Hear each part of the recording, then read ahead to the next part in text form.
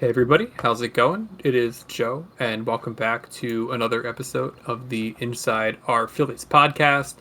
We are here today with SJ Phillies fan Jeremy. How's it going, Jeremy? Going pretty well. Just hope Turner's okay.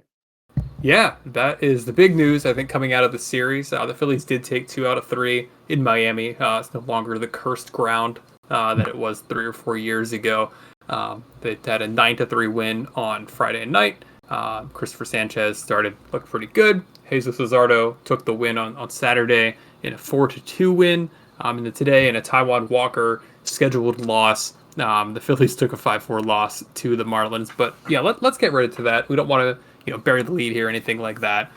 Trea Turner has a hamstring strain, and we don't know how bad it is yet. But Jeremy, what was like your immediate reaction when you saw or heard of Turner's injury?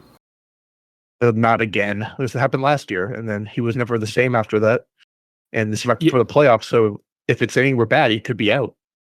yep. Last year was a grade 2 strain, and for those who are not familiar, including me before today, there are 3 grades of hamstring strain. Grade 1, which is like the most minor. 2, which is what Turner had last year, and then 3, which is like full on tear of the hamstring.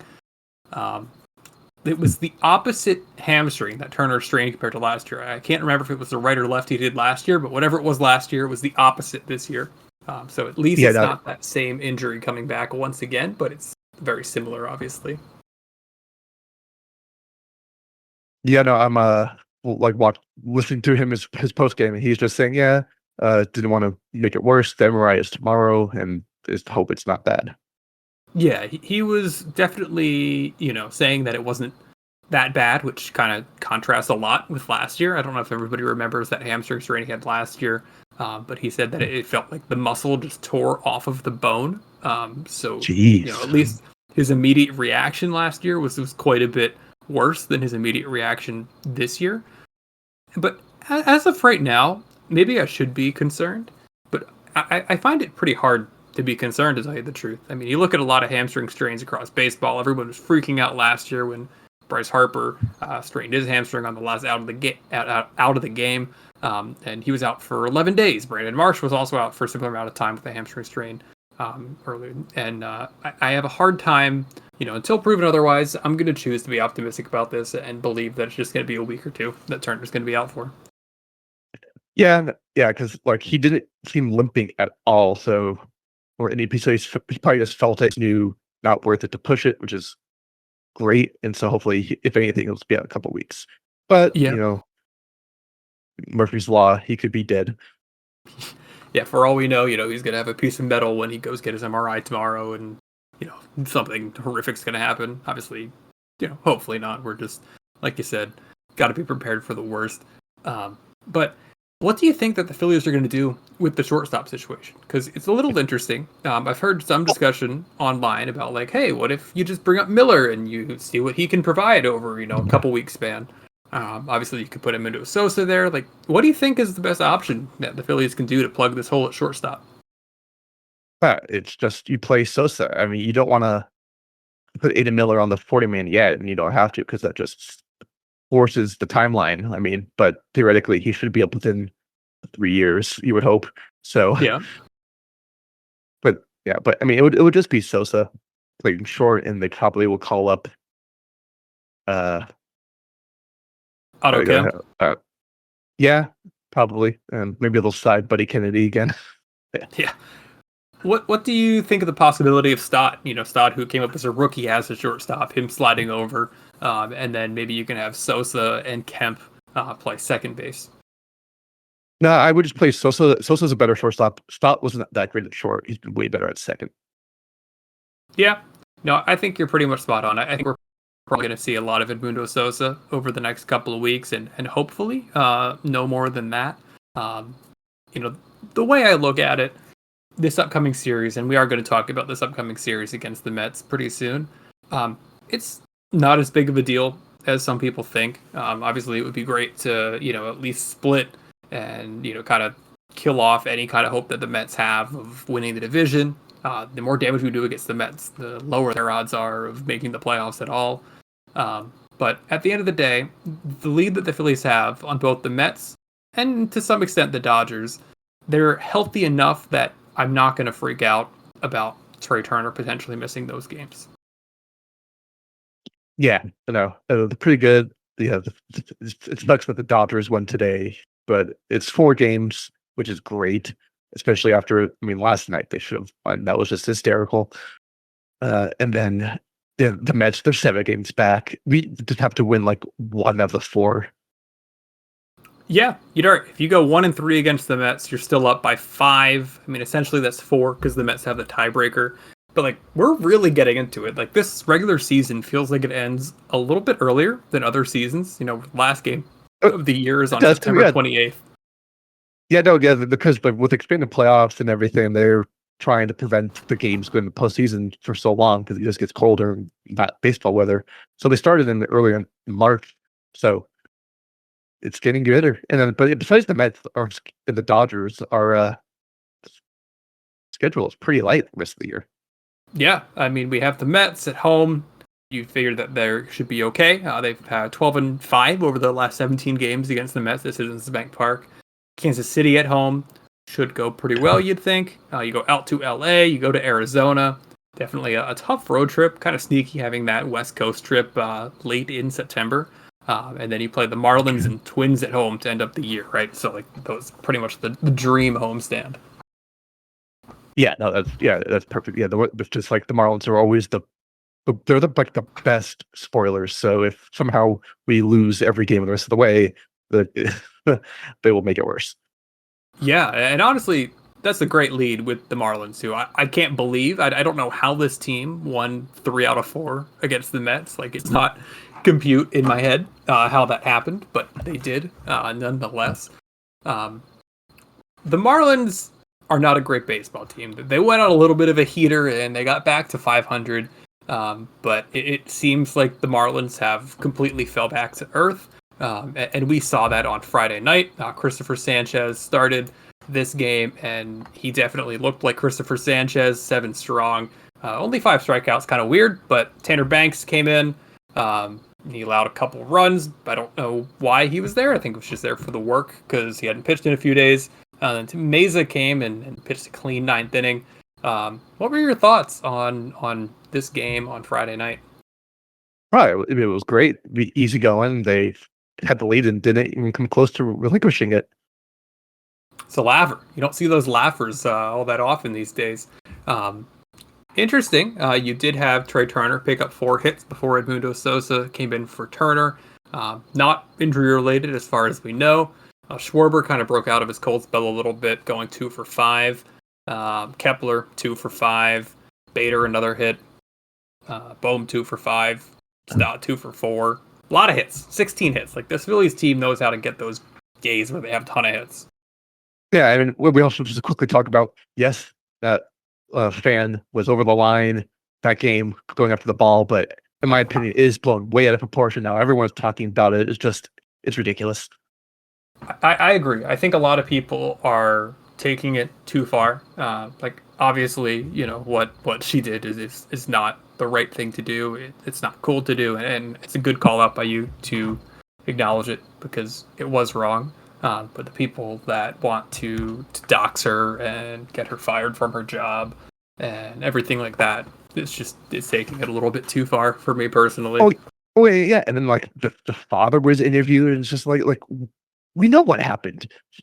She overreacted, got angry, and then human, and then it's just yeah, and it is bizarre how we're focusing on the news is still talking about outside of sports. They're still talking about it. It's not that big a deal. Well, friend of the podcast, Jack Fritz, was literally on CNN talking about it. It's crazy. Oh, wait, what? I missed that. I've been busy. Yeah, Jack Fritz was on CNN talking about the woman who stole the ball on Friday night. Oh my God. If you look up Jack Fritz CNN. Yeah, I'm looking and then, yeah. That exactly. That's way too far. I love Fritz, but there's no reason for this to be on CNN. Oh, it's so funny. And if you look at the Google Trends, right? This is the biggest spike that the Phillies have had in like searching on Google Trends since the postseason run, like late in the postseason run in 2023, when they were, and a win away from going to the World Series. And it's almost at that point. Um, Yeah, this is bizarre. I mean, Moist Critical made a video about it. It's crazy. It's just all over the place. Yeah, but yeah, good for Fritzy though. Get them now. He's nationally known. Yeah, right. Crazy. Yeah, people got to show a little bit of grace and humility to her, even though what she did was wrong. It's a little bit crazy, and it's a cool thing that the Marlins did with giving the kid, a little pack, and obviously for Harrison Bader for meeting the kid, his family after the game. It's cool to see. I'm really starting to like Harrison Bader. He is honestly one of my favorite players on this team, just because the energy he brings is so much different than everybody else. Yeah, I apologize to Dave. I think so. I am sorry, Dave Dombrowski, for not liking the trade acquisition of Harrison Bader.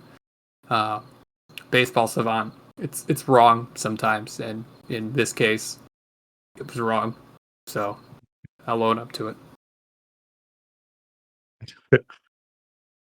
So let's get into Saturday night's game. Saturday night was a 4-2 win. Jesus Luzardo against Sandy Alcantara. Any big takeaways from that one?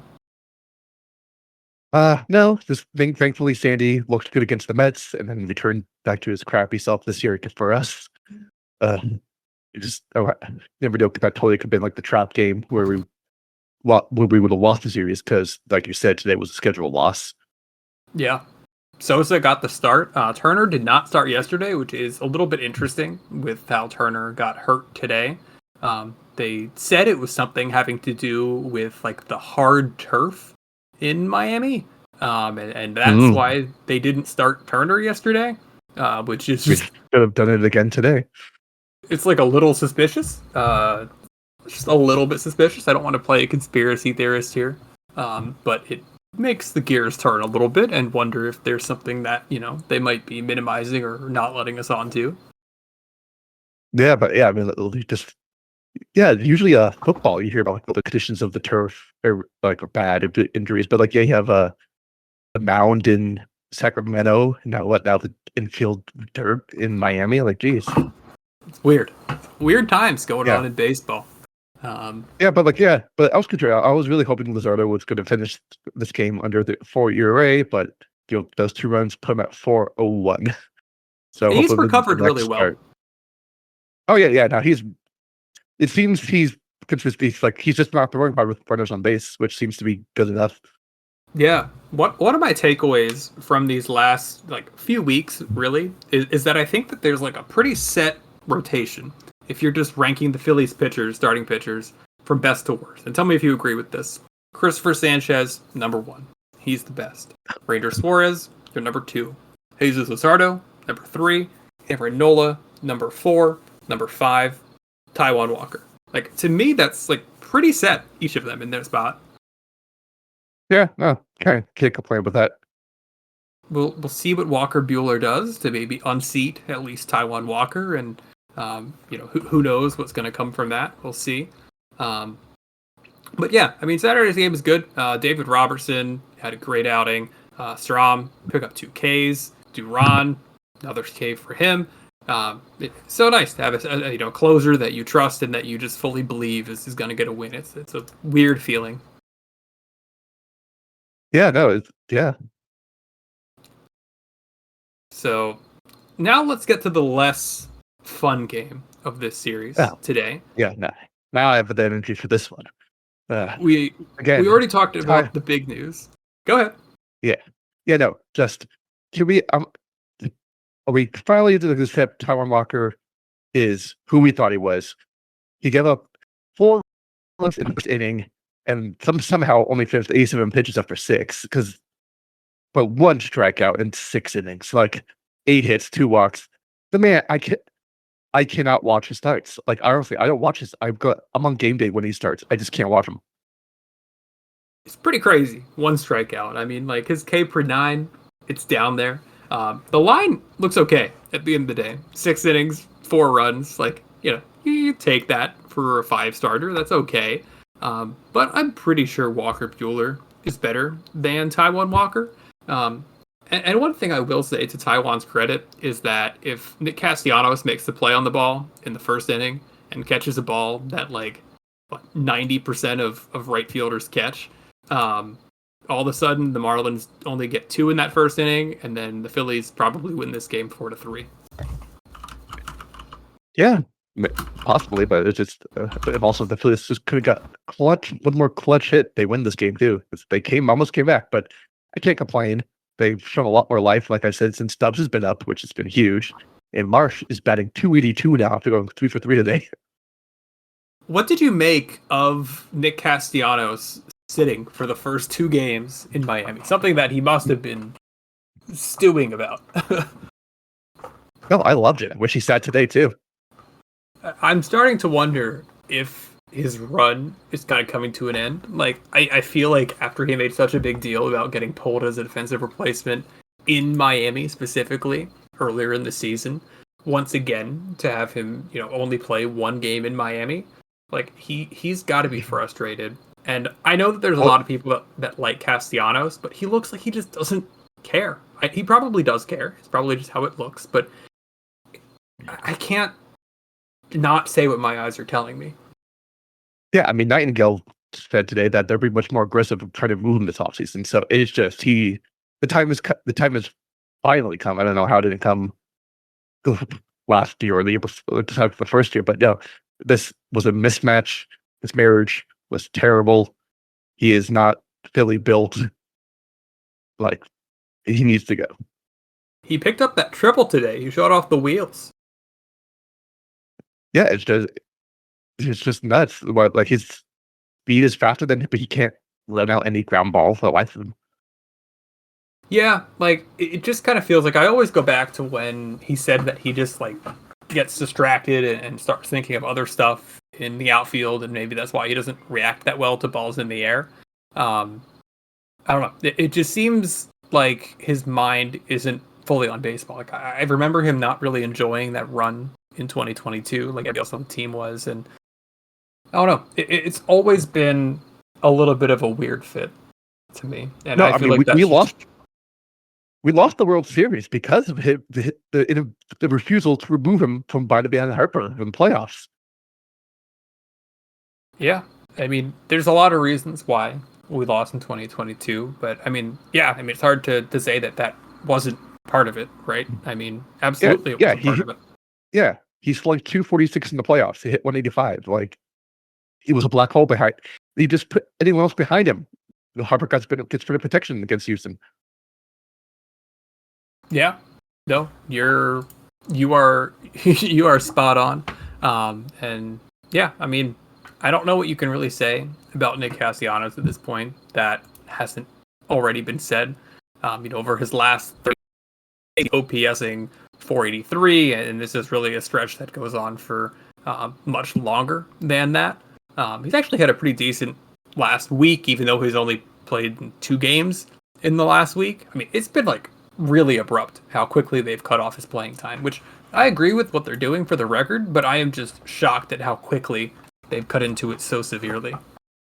Well, yeah, I mean, he had OPS of 751 in the first half and it's 562 in the second half. So he was at least average in the first half and not a complete black hole, but it's been disaster. So it's just like he's not doing, and it's not the worst he's ever been. I mean, you could argue April of last year was worse. I'm not sure if the stats actually say that, but that was pretty rough. April of last year.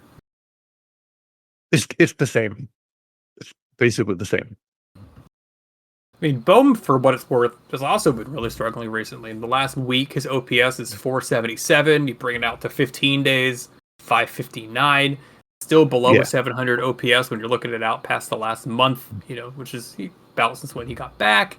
It makes it hilarious how that when that first when you get the walk-up sack fly. Oh, I'll try and lift the ball, and it's just but he doesn't try to lift the ball ever since. All he does is pound it into the ground or strike out now. Yeah, No, this guy is frustrating. Alec Boehm is unbelievably frustrating. I remember in the halfway part of this year, and honestly early in the year, I was always kind of had the question of how many guys on the Phillies are going to hit 20 home runs. And I think at this point, unless there's some kind of heater that somebody goes on, is going to end up being two. Schwarber's obviously well past 20. Harper's also past 20 home runs. But I don't think there's anybody else on the team that I would bet on getting 20 home runs this year, which is crazy to think because the Phillies have more home runs than a lot of teams do in the National League. Oh yeah, because they're all on Schwarber. Yeah, there's a chance Kepler could, and Turner, if Turner's not hurt, they could go on a tear and hit 5 or 6. Yeah. Maybe if Castellanos was playing every day, he's at 16. So Castellanos only needs 4, but I don't think he's going to play enough to get 4 more home runs at his power pace. No. Yeah. Yeah, the slugging has been a problem with this team. Well, but then you go look at every other team across the league, and they actually have some of the offensive environment is just so bad. Like when you actually look at it, somehow the Phillies have one of the better slugging percentages in the National League. It's crazy. Let me look this up just so I want to double check that what I'm saying is accurate still. Yeah, no, but it just feels weird. They're 83 and 59, but I just don't trust them. Well, who do you trust in the National League? I feel like there's no standout team this year. No. I have a lot of faith that we will win the NL if we don't face the Mets. Yeah. Mets, by the way, are the 4th best slugging percentage this year. Or actually, no, this is not sorting properly. Oh, no, yeah, it is sorting properly. Yeah, the Mets have the 4th best slugging percentage this year at 431. The Phillies are 6th at 428. Also above the Phillies are the Cubs, who are 428, but they round up a little bit better.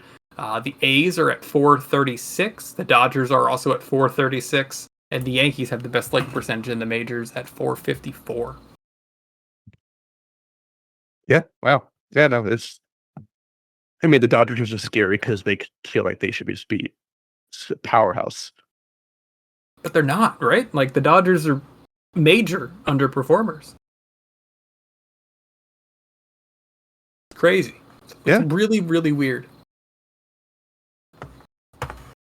But let's get into the question that we got for this episode. We got this from a couple different people. We got it from Bader's Right Arm, hashtag Bader Truther. We got it from DMG Dude 2. Both of these users on Discord. By the way, if you're not part of the r/Phillies Discord, join it. Now we have the link on the subreddit. Join that if you're also not a member. Good stuff to talk about the Phillies. But the question that we got from both of them was, if Trea is out for a full 6 weeks, which would take us to essentially midway through the postseason, how much trouble do you think we're in? Ooh, without we're screwed without Turner. Why do you think we're screwed without Turner? Because we would have to hope that Sosa goes another tear. Because if he gets exposed a bit, who you put leadoff? Marsh. You probably have Schwarber leadoff now, right? And the rest will then. I would put Schwarber and Harper if Turner's out, just because we would need something. I don't know. I know that Bryce Harper wants to hit third, right? But Bryce Harper, if Turner is out for an extended period of time, even if he's not, even if it's just a couple of weeks, Harper can't hit third anymore, right? We have essentially 2 hitters that we really trust in this lineup without Trea Turner, which are Bryce Harper, Kyle Schwarber. Those guys need to hit 1 and 2 and get the most at bats in every single game. I don't want Alec Boehm hitting second. That's scary. I don't want JT Realmuto hitting second. I don't want Nick Castellanos hitting second. I don't even want Harrison Bader hitting second. I want our 1 and 2 hitters to be our best 2 hitters. Yeah. No, but it's just the fact that Turner's also ready that it's also screwed. because otherwise, because like if Marsh was a righty or Stott was a righty, boom, put one of them back up there, and everything is fine. But Yeah, who's the yeah, best righty that the Phillies have now, right? Like, Turner. So not without counting Turner, it's Turner. Bader. Well, it's Bader, obviously Bader. It probably is Bader, which is like Yeah, crazy, no, right? it's Bader and Sosa. That's I think it's been like a problem that we felt for a long time, but like if you had to like rank the guys on this lineup that you trust outside of Trea Turner, like it's just you jump off a cliff as far as the righties are considered. And part of that is just because Nick well, Castellanos and Alec Boehm don't work good at bats. Like they're frustrating hitters to watch. yeah. No, that is the problem. Like if Bohm was just like his usual mediocre self, would be fine. But he can't even do that. He's striking out like crazy. He's striking out more than his like average clip. Yeah.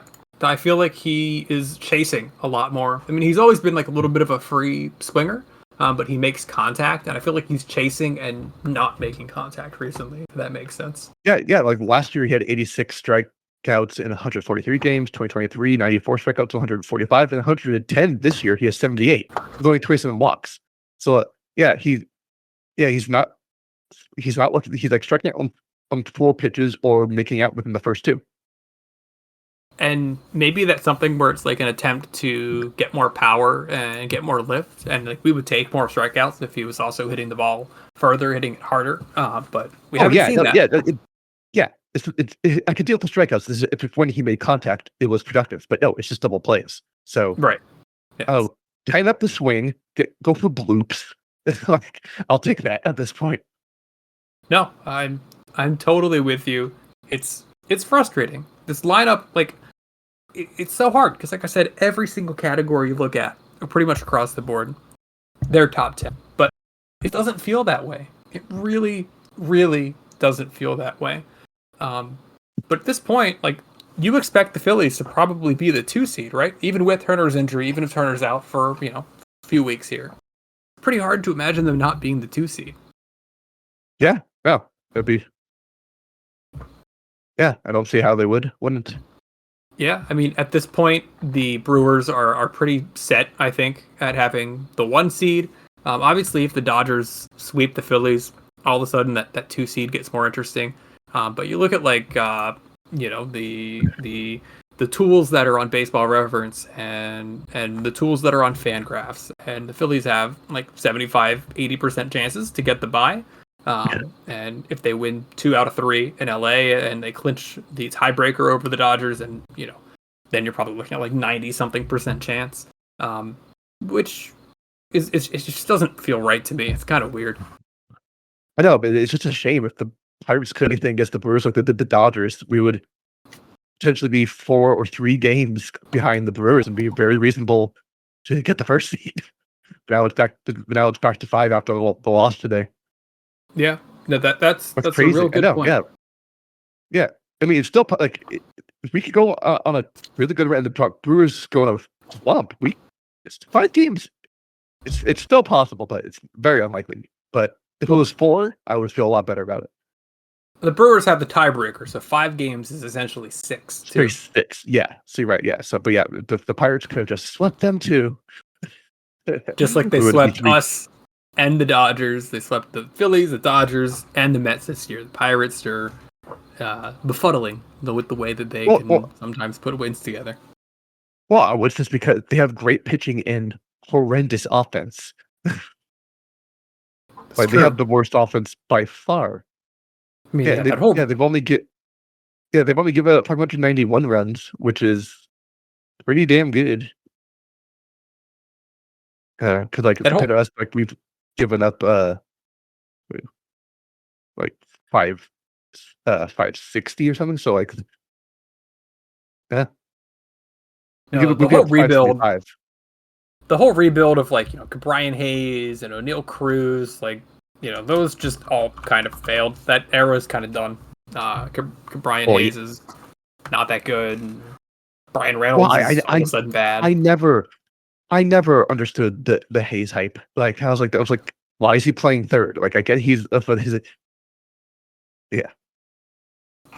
So one big piece of news that we have today, before we get too off track, is that the Phillies made a lot of changes today across their organization.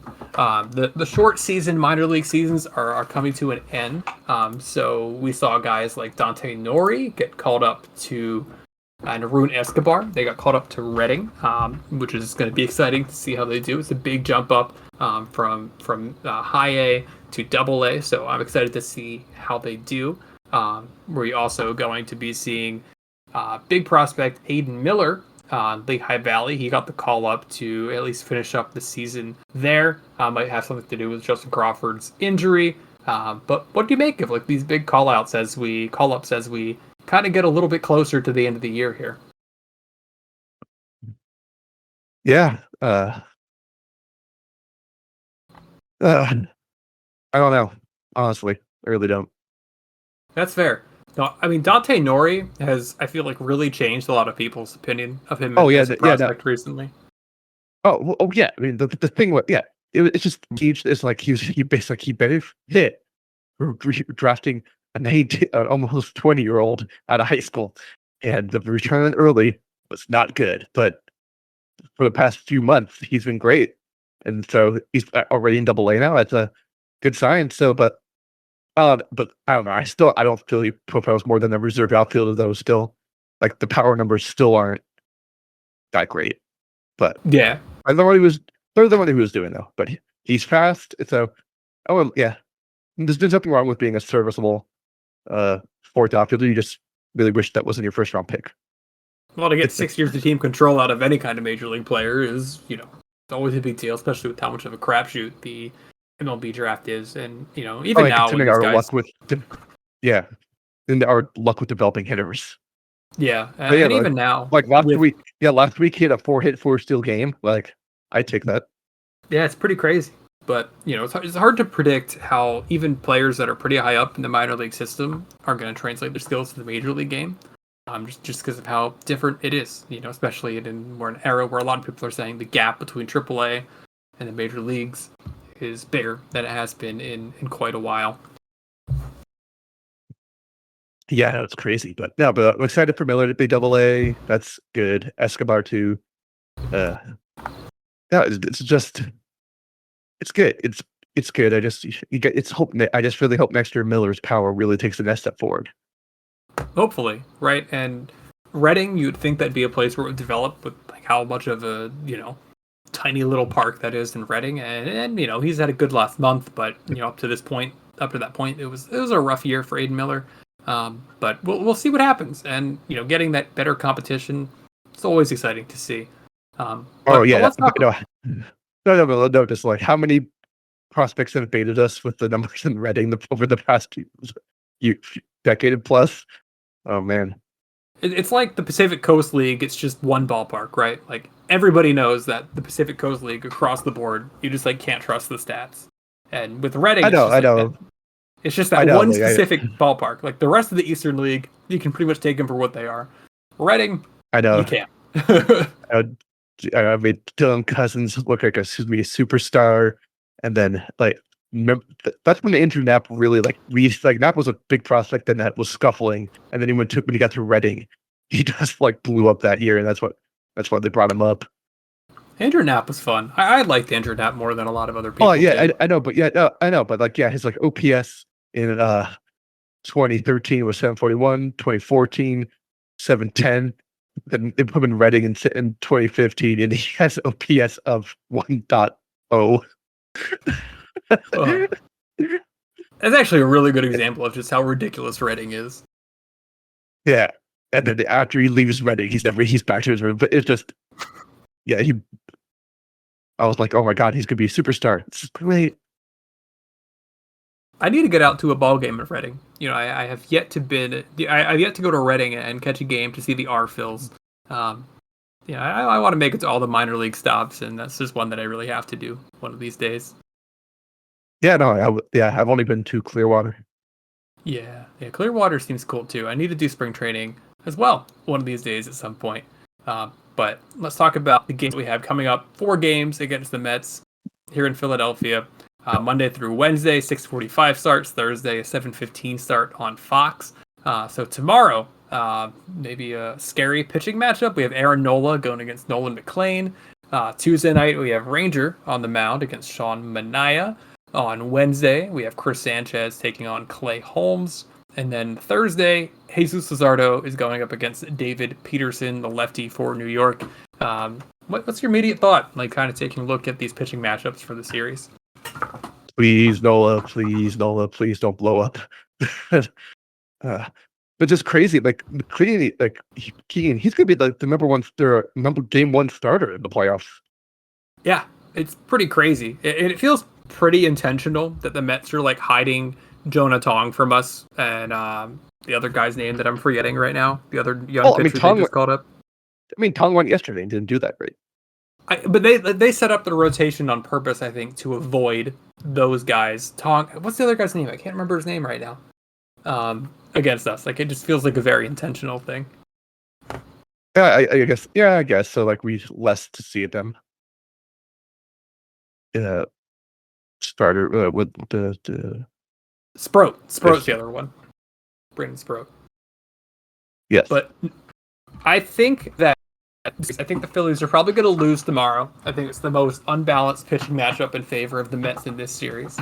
McLean looks so good, and Nola still struggling. I have hopes that he can put it together in time for the playoffs. I'm going to do my best to kind of not care all that much about how he performs in the regular season for the next couple weeks until we get to those last couple starts of the season.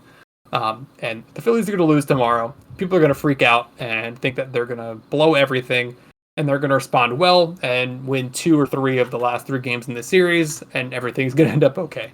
That's my official prediction for the series against the Mets. Yeah, I would agree with that, but I also can see Nola randomly pitching a gem tomorrow. Just that's the way it works. I hope so. I'm going to be there tomorrow night. I'll be there Tuesday night as well. It's Hello Kitty night at the ballpark on Tuesday, so my girlfriend Steph had to make an appearance, and she wanted to go on Tuesday night. So my season ticket game is tomorrow, on Tuesday as well. So I'm glad to see 2 Phillies Mets games. Yeah, it's good. It's just crazy that the Mets option Senga. It's crazy. You're completely right. My fantasy baseball team, maybe not a fan, because I traded away Chris Sale, and now Senga's in the minor leagues. So I don't like that. Like 2 of my 3 best pitchers are no longer on my team, but we'll see what happens. Anything can happen when you get into the fantasy baseball playoffs. Yeah. Best of luck to you. Yeah. Best of luck to everybody as they start their fantasy playoffs. I think this is like the week that everybody starts it for the most part. So exciting stuff. That's all that I had planned for today, Jeremy. Was there anything else that you wanted to talk about in the episode? No, I mean, very like the series was positive. Like they've looked great. Like they keep winning series now. That's all you can ask for. So he's got to hope it continues, and then we're on the right momentum going to the playoffs for once. Yeah, I mean, just don't get swept, please. Like, I don't want to have to talk in 4 days with you about how this division is something that we have to worry about all of a sudden now. Like, just don't please don't make us do that. I want to be more positive. No. We've had a couple positive now. Keep it up. Yeah, it's like every time I'm just okay, if they win this, I'm going to be fully bought in, like they're going to do it all, and then they just break my heart. So, come on. They can do this. I hope so, and thank you everybody for listening to this episode. We will talk to you on Thursday night. You'll be good, I'm sure, after a 7:15 game, out there on the West Coast. So we'll talk to you all on Thursday night. Have an episode up in time for Friday morning. And thank you again for joining, Jeremy, and I will talk to you all later on. Bye.